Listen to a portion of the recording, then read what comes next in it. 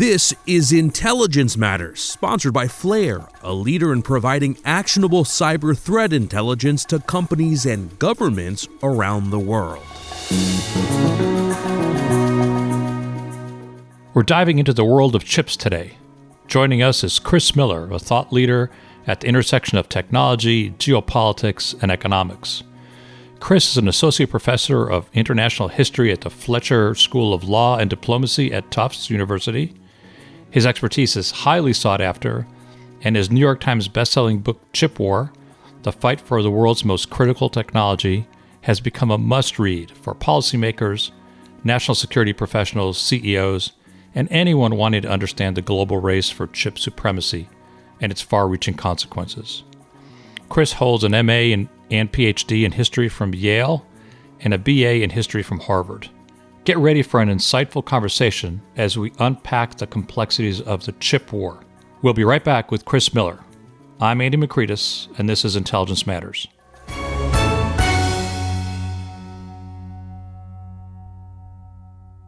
The lines between geopolitical risk and cyber risk are blurring. Flare is a next-generation, continuous threat exposure management SaaS platform that equips corporate information security teams with world-class collection and continuous monitoring across dark web cybercrime forums, markets, Telegram channels, and sources of geopolitical risk. Flare sets up in 30 minutes, creates actionable intelligence from hour one, and is used by governments, security teams, and threat intelligence teams around the world. You can try Flare's free trial at their website, flare.io. That's flare.io. Welcome back. Chris, it's great to have you on the podcast. So just start with a funny story. You and I had never met until a few months ago when I was on a visit to Taiwan, and met you as we were both going to TSMC, Taiwan Semiconductor Manufacturing Company, which we'll be talking about. So, and one thing I discovered is you're a rock star out there, and what better place to meet the author of Chip War than at TSMC? So it just seemed like, fate or something. But welcome on the podcast. Well, thank you for having me. Chris, maybe we can just start out a level setting with some basics, just to make sure we're all sort of in the same place. Can we just talk a little bit about what the chips are that we're going to be referring to today, how they're made, and broadly why they matter? And then we'll get into more detail about that, but maybe we can just start there. Well, a chip is a piece of silicon in most cases with thousands or millions, or in some cases billions of tiny circuits carved into them. And these circuits flip on and off, and they produce all of the ones and zeros that undergird all computing.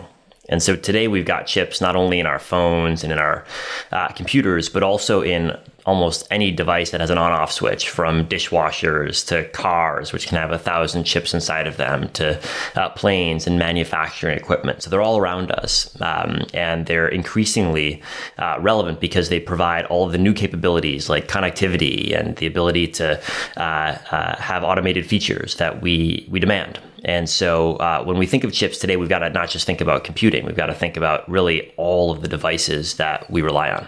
Yeah, and so, I just read something not too long ago that just sort of suggested these are going to become throwaway. They'll be in virtually everything, and, on clothing and all manner of things, and they just become disposable when you're done with whatever that item is. Well, and I think to an extent that's already true in some cases. It's extraordinary when you think of the number of devices that have chips inside of them. I have some young kids, and any toy that turns on and off, makes noises, for example, or has lights, there's almost always a chip inside of there. If you buy a new refrigerator, for example, there'll be a handful of chips inside of there. Electric toothbrushes have multiple chips inside of there. And so it really is devices that are often quite cheap that nevertheless rely on chips for many of the features that we today rely on.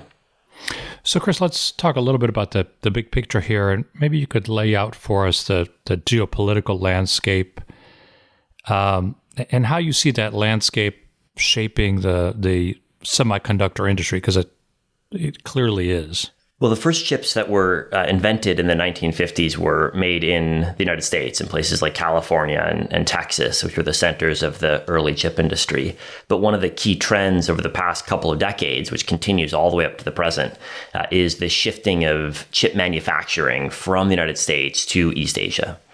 And in particular today, Taiwan is the world's largest producer of cutting edge chips. And China is now the world's largest producer of the more commoditized foundational chips that you find in lots of different types of devices. So the entire industry now depends on manufacturing in a combination of Taiwan and China, which intersects in, I think, really problematic and even dangerous ways with the security dynamics that we see in East Asia. And the trend over the last couple of years has been that China and the United States have increasingly tried to reshape the chip industry as they've looked at the extent to which it's centered around the Taiwan Straits.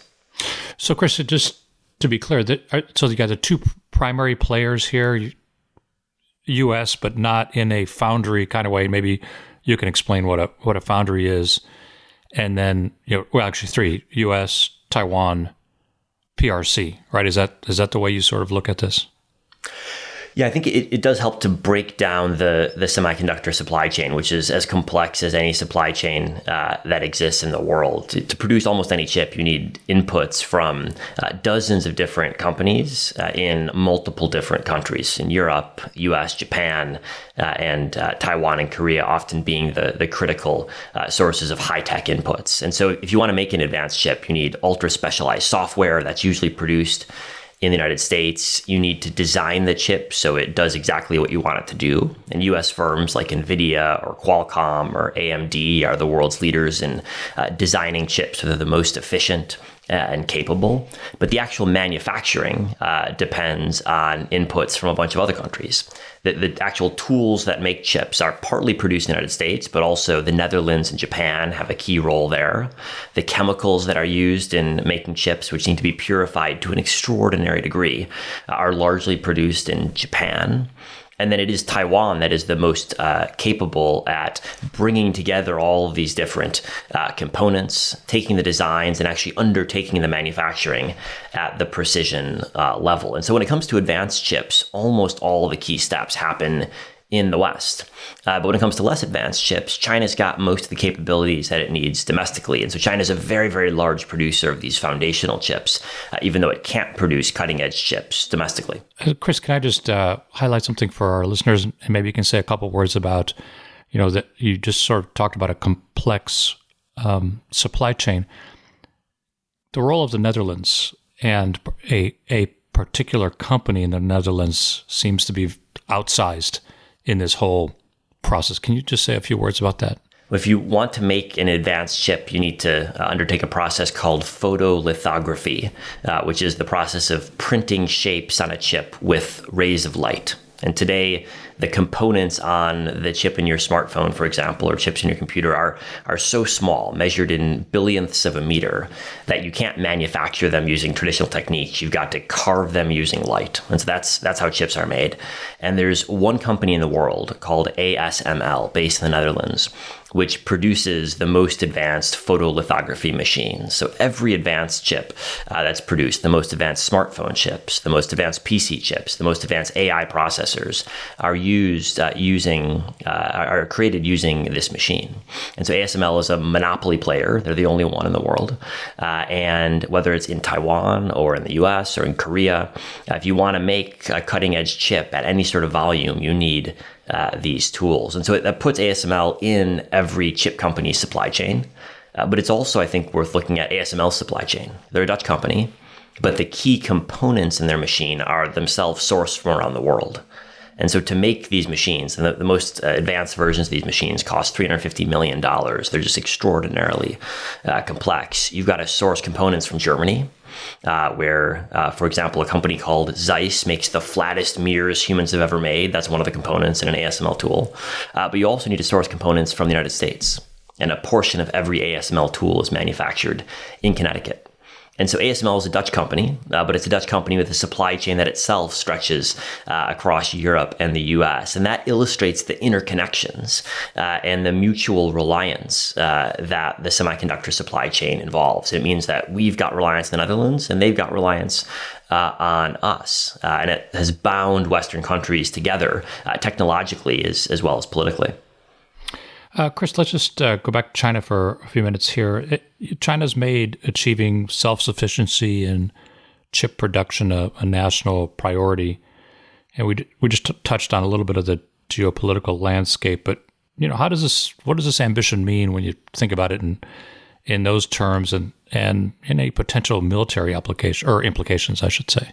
Well, I think China has been focused on this issue of moving towards self-sufficiency now for almost a decade. In 2014, President Xi Jinping first described semiconductors as what he calls a core technology. And he did so, I think, for a couple of reasons. One was that China spends as much money each year importing chips as it spends importing oil. There's no product that today China is more reliant on the outside world for. And it imports primarily the more advanced chips that it can't produce domestically.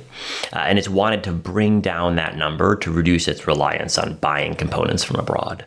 The second reason is that China realized that advances in computing require better chips. And if you think of artificial intelligence, the key input to advances in AI over the past decade has been better and better semiconductors produced by companies like NVIDIA. And China realized it didn't have any of these companies domestically. It was relying on foreign chips for its most significant high-performance computing applications. And that was significant for private sector tech companies, but also significant for defense and intelligence applications. And that's been the second driver of why China's wanted to try to build out this domestic self-sufficient ecosystem. And I think it's worth noting they've made real progress, especially on these lower end chips where China's production capacity is much, much larger than it used to be. But there are also still some real points of reliance on the West, both in terms of chip making tools, which China still has to import from countries like the Netherlands and like the United States, but also in terms of high end processors, which China still can't produce domestically at the level that, for example, TSMC can produce in Taiwan. So, Chris, if this is, and these are my words, an economic Cold War between us and China, and you're a historian, you can differ and tell me if you do, but are there other parallels you see between the current situation and past geopolitical challenges, conflicts, frictions, that kind of thing? Well, I think there are some parallels with the first Cold War in terms of the chip race. In the 1950s and 60s, the Soviet Union also invested very heavily in building out its own chip industry with the aim of having better guidance computers for its missile systems and its space capabilities. And it was involved in a whole amount of intellectual property theft and copying and smuggling of Western chips and equipment, and China's done much of the same. And I think there's another parallel with the Cold War, which is that the U.S. during the Cold War bet on computing capabilities, better communications, better sensors, better guidance systems to improve its military capabilities. And if you look at the trajectory of U.S. military power from, say, the 60s to the 1980s or 1990s, what you find is that the U.S. deployed computing across almost every type of defense system to improve its capabilities. And the U.S. is doing the same thing right now, talking about autonomous systems, asking about ways that it can bring to bear better sensors and communications systems. And so here, too, there's a parallel in terms of the linkage between better computing and efforts to develop military and intelligence capabilities. But the key difference, I think, with the Cold War is that in the first Cold War, the Soviet Union was relatively economically isolated. It didn't have a consumer market at home, and it wasn't linked up with international supply chains.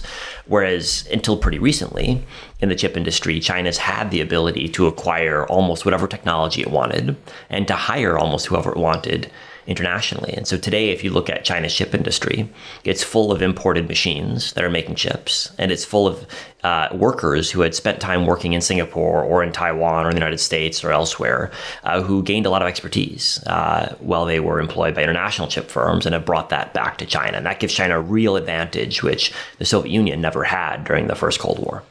So, Chris, at the center of a lot of this is TSMC.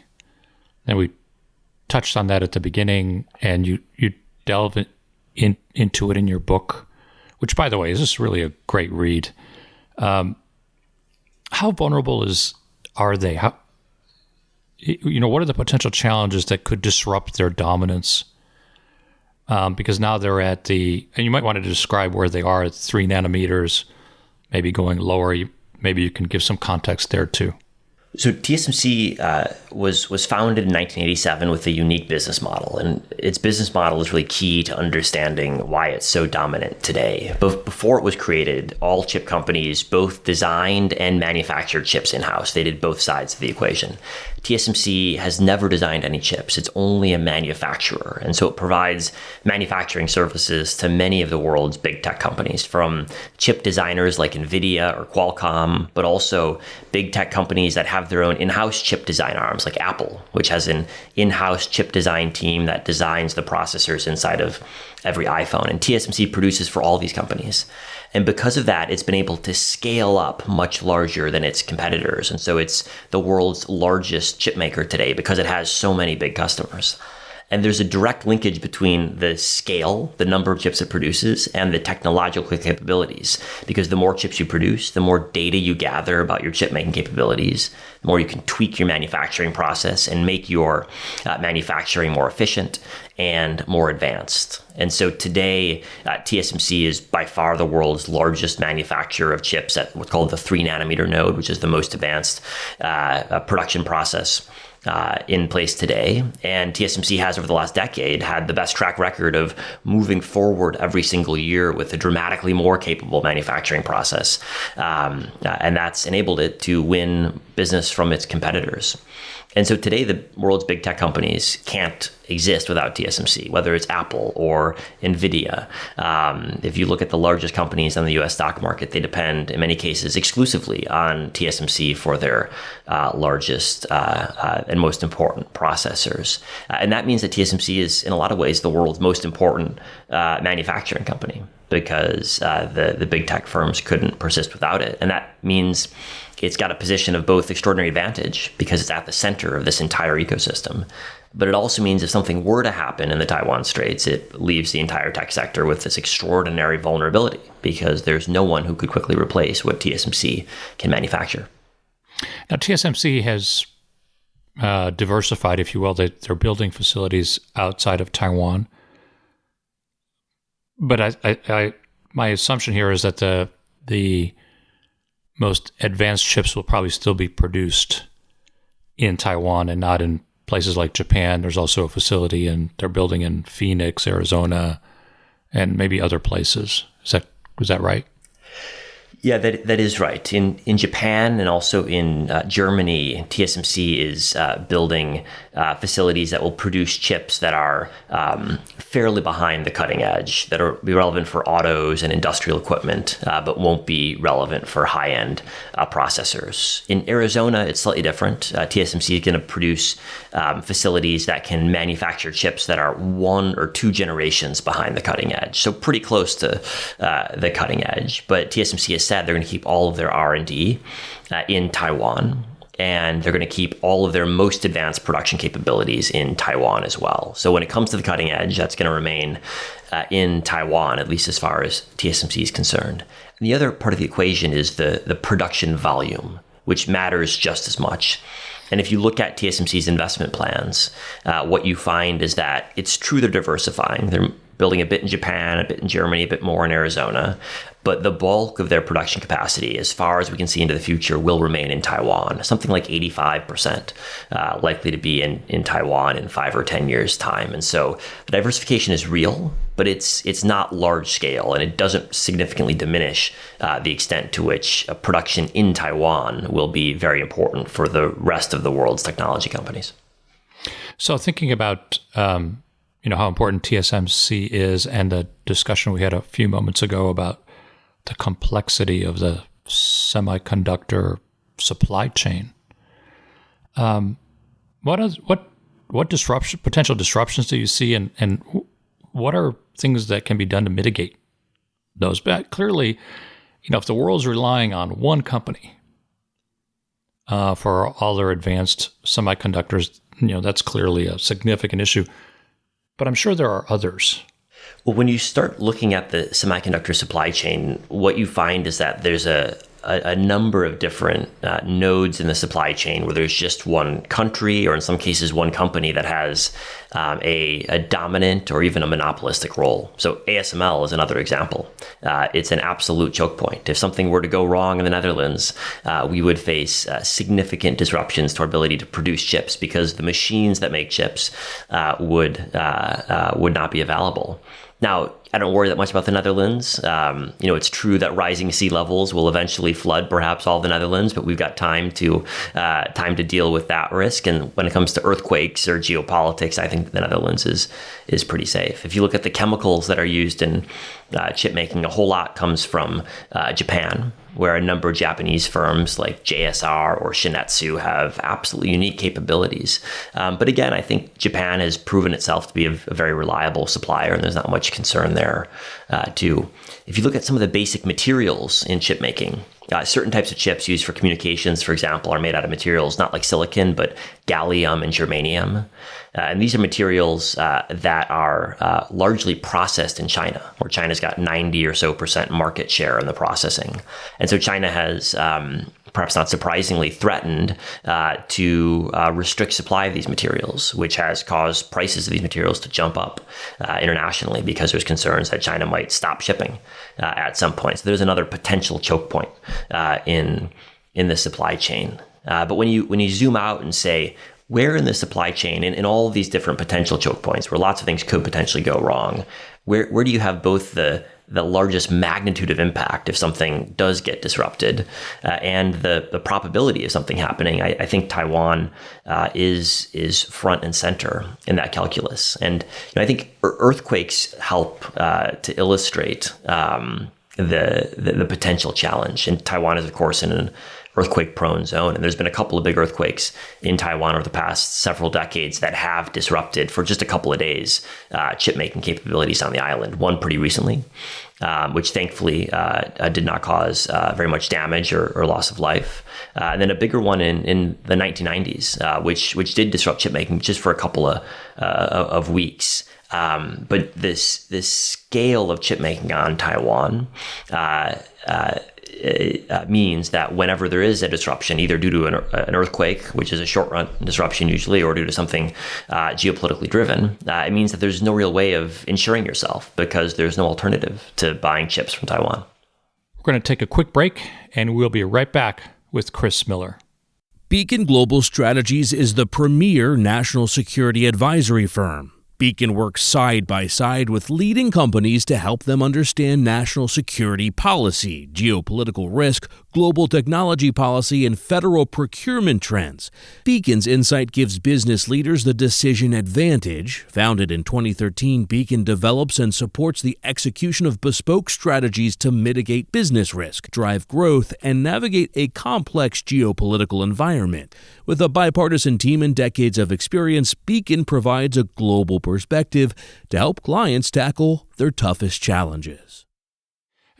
Chris, let me ask you, maybe it's an unanswerable question, but so how did we get here? How did we allow this, maybe one of the most critical technologies or capabilities, sort of get so dispersed and, and put ourselves in a situation where a supply chain for something like this is potentially fragile? Well, I think there's a really strong economic logic to having extraordinary concentration in the chip industry. The simple reality is that the more concentration you have, the more efficiencies you can eke out of your supply chain.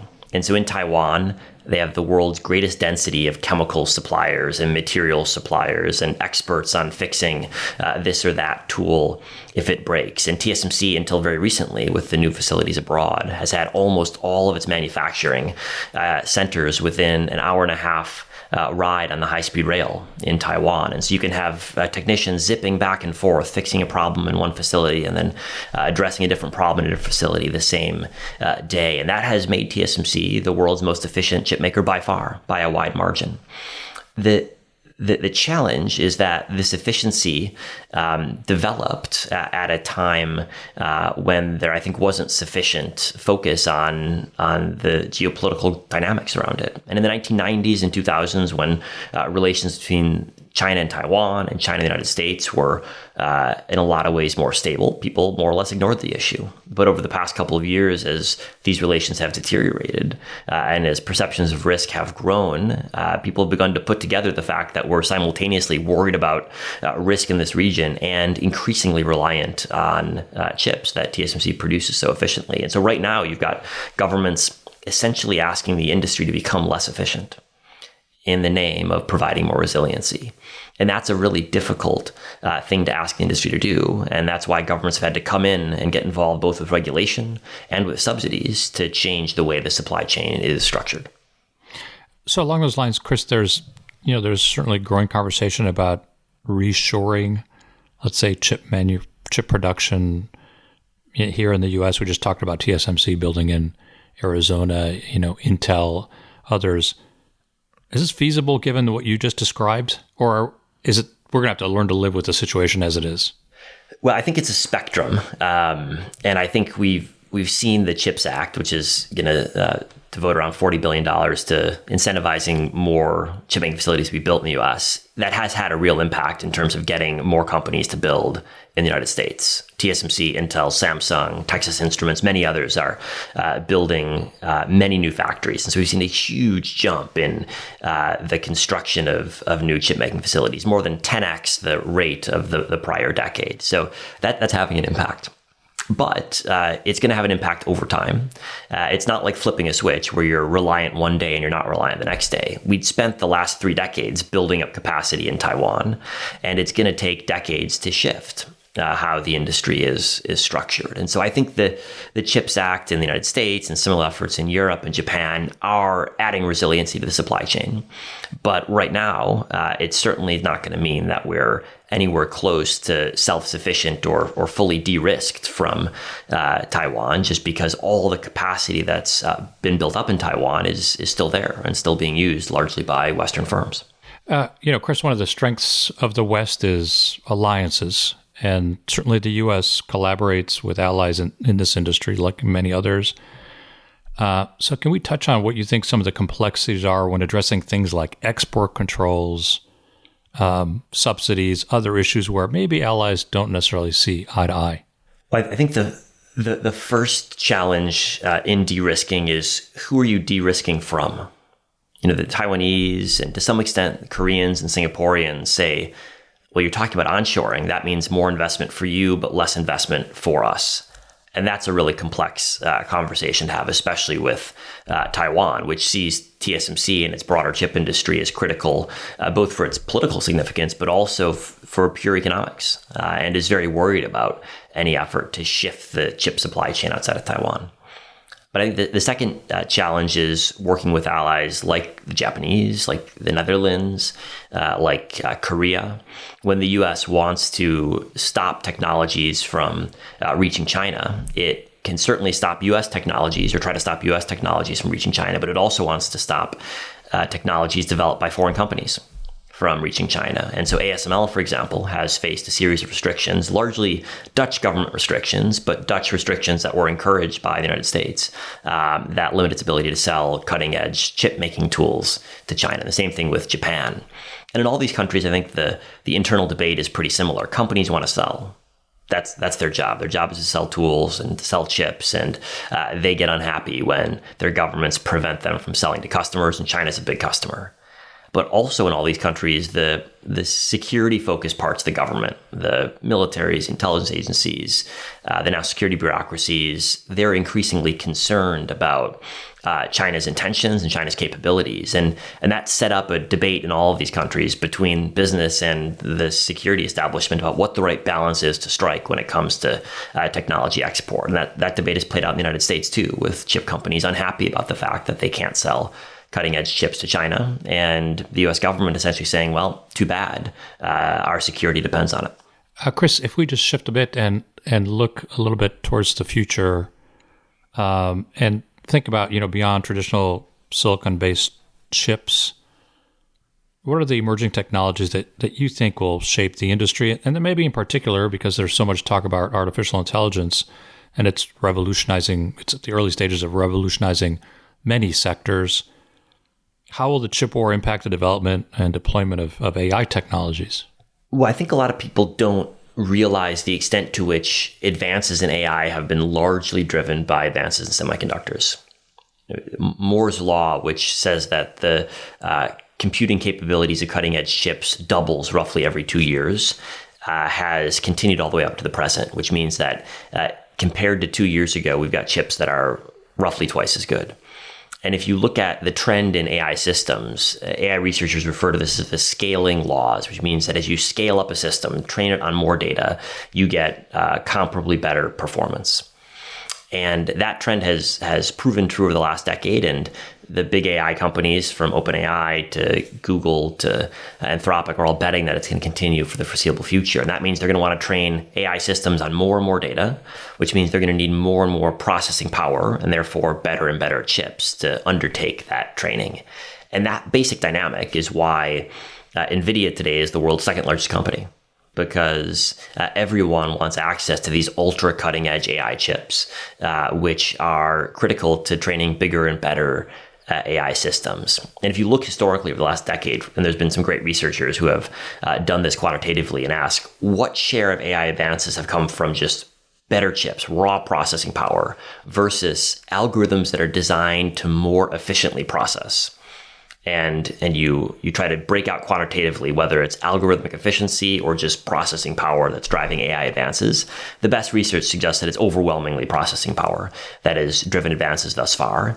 And that's why you can hear people like Sam Altman, the CEO of OpenAI, talk about how he envisions needing $7 trillion of computing infrastructure over the coming years to build the AI systems that he wants to build. That's chips, that's servers, that's data centers, that's the power that data centers require. But that fundamentally is providing the processing power that he thinks his AI capabilities are going to need. Now, you could say that's the right number, that's the wrong number, but I think that gives you a sense of the scale that AI experts are envisioning spending on computing power. And computing power means better and better chips. And that, I think, is why when you look at AI today, you've got to look hard at the semiconductors that make it possible. And there's just a tiny number of companies that are providing the chips that are central to AI. It's NVIDIA designing the chips, and it's TSMC largely producing the chips. And, ironically, for AI, Taiwan's role is even more important than in any other segment of the chip industry. Almost all cutting-edge GPU chips, or the chips that are used for AI training, are manufactured in Taiwan. And so that just tells us that the chip industry and its structure will be, I think, absolutely central in shaping how AI systems develop and are deployed. Does quantum computing, which works in a different way, does that, and I realize quantum computers would be for sort of a niche, specialized niche, everyone's not going to have one in their home. But does that change this equation in any way, or not really? I think in some ways it's too soon to tell, because we're just at the cusp, I think, of getting our first practically usable quantum computers. But I guess I'm struck by two things. I think, first, if you look historically at big revolutions in computing, what you find is that even really revolutionary technologies like the invention of the first chips, the first computers, they take years, if not decades, to fully disseminate throughout an economy and throughout society. And so I think quantum computing, when it emerges, will actually take some time for us to find all of the use cases and to get different institutions and different users embracing quantum capabilities. The second interesting thing is that a lot of the companies developing quantum capabilities, and there's a bunch of different paradigms being explored, but a lot of them envision very closely tying quantum with classical computing, high-powered classical computing. And I think that suggests that, at least in its early stages, we should think of quantum not as a replacement to traditional high-performance computing, but rather as a supplement to high-performance computing and AI capabilities that we use today. It'll be used for slightly different types of things, but it's going to be used alongside traditional high-powered data centers. And so quantum will be, I think, revolutionary at some point, but it might not feel like a real revolution in the early stages because it's going to be so closely integrated with the rest of our computing infrastructure. So, Chris, let me just sort of zoom out and ask you like a 30,000-foot question, and that's, What, in your view, should be the long-term U.S. strategy for chip technology? What might that look like? Well, I think if you look historically, since the invention of modern computing up to the present, the U.S. has been by far the world's greatest beneficiary of advances in computing. Every aspect of our economy has been transformed by the application of computing. The biggest tech companies in the world are all US companies. And so I think fundamentally our goal should be to continue driving forward advanced computing capabilities on the thesis that historically we've reaped the most benefits. And I think if you look into the future, that's likely to persist. And so that's got to be front and center, keeping that rate of advance alive, keeping it going as far as we can see. And that's something that's not inevitable. That requires real hard work, and that requires funding dollars to go into the types of R&D that are exploring new computing architectures and new manufacturing capabilities and new materials, which are necessary to make better and better chips.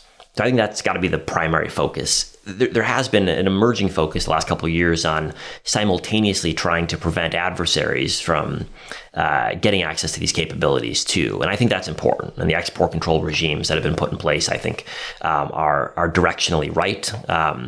But I think we also shouldn't lose perspective of the fact that in this race, I think 90% of the outcome of the race will be determined by who's running faster, and only 10% will be determined by who's preventing their competitors from getting access to this or that technology. And I do worry that in our public discussion, there's a lot of focus on the slowing down China aspect and not nearly enough focus on what are we doing to keep ourselves racing forward.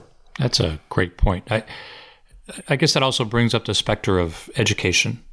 And we have a lot of students who listen to the podcast, both undergraduate and graduate students. What would you say to them as they think about this chip-enabled world that we're in and will be even deeper in, as they get out into the workforce?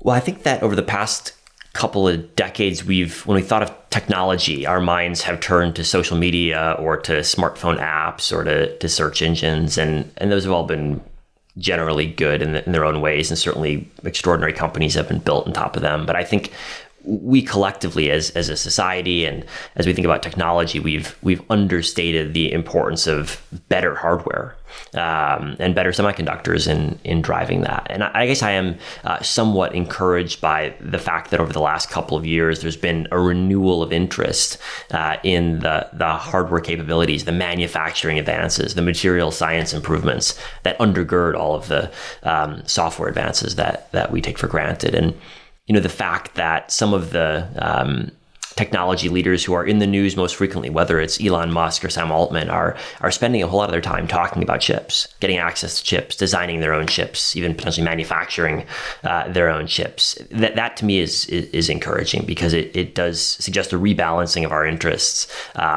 Obviously, software is important, computer engineering is important, but I think we've underplayed the significance of the manufacturing advances that ultimately undergird all computing. And I think a bit of that rebalancing is happening, but we need to do a bit more rebalancing.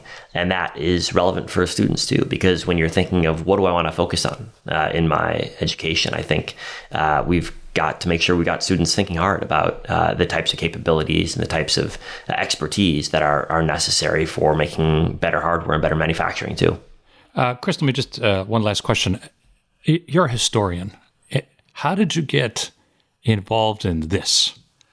All right, this seems like there's a bit of a jump here. Can you sort of tell the audience how you got involved in thinking about chips and then writing the book? Well, my background is in Russian history. That's my area of academic expertise. And I wanted to understand at first why during the Cold War, the United States was able to develop such a large technology ecosystem while the Soviet Union basically failed to do so. Despite that, if you look at the early Cold War, the Soviets were the first in space. They had the first satellite. They put lots of money behind their technology development programs. They had many brilliant scientists, Nobel Prize-winning physicists and chemists, and a lot of the inputs that one might think would be necessary to build a successful technology base were in the Soviet Union that they failed. And that seemed to me like a puzzle. And the more I dug into it, the more I realized that actually computing was the factor that was most determinative of the outcome of the Cold War, and yet we talked about the least.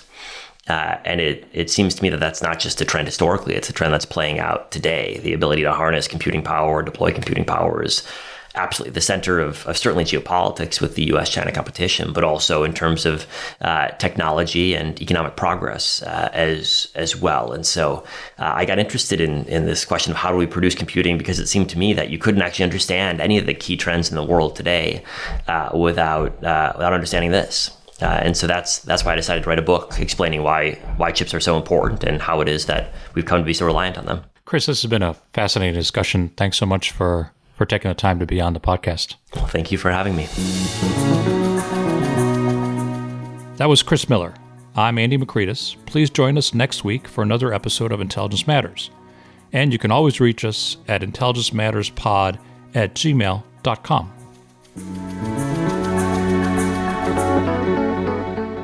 Intelligence Matters is produced by Steve Dorsey with assistance from Ashley Berry and Sophia Rubin. Intelligence Matters is a production of Beacon Global Strategies.